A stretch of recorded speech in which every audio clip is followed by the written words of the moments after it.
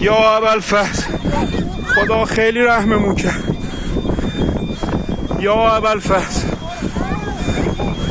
یا ابوالفضل خیلی خدا رحم کرد. وای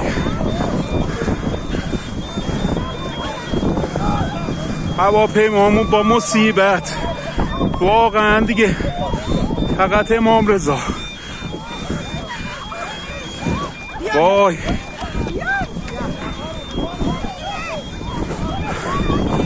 پرواز تاریخ 15/10 هواپیمایی کاسپیان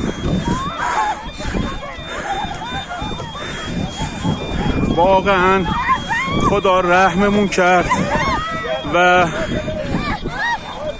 خیلی خیلی خلبان حرفه‌ای گری کرد و هواپیما را زد به زمین.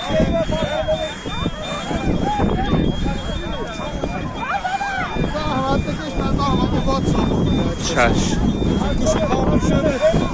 واقعا نصف جون شدن مردم. یا حسین یا امام رضا مسافرا ویلو تو بیابون باند اشغال شد و هواپیما به سختی رو زمین نشست.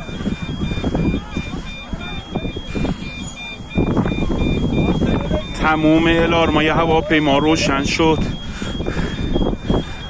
و فقط حضرت زهرا عنایتی کرد به ما. یا حسین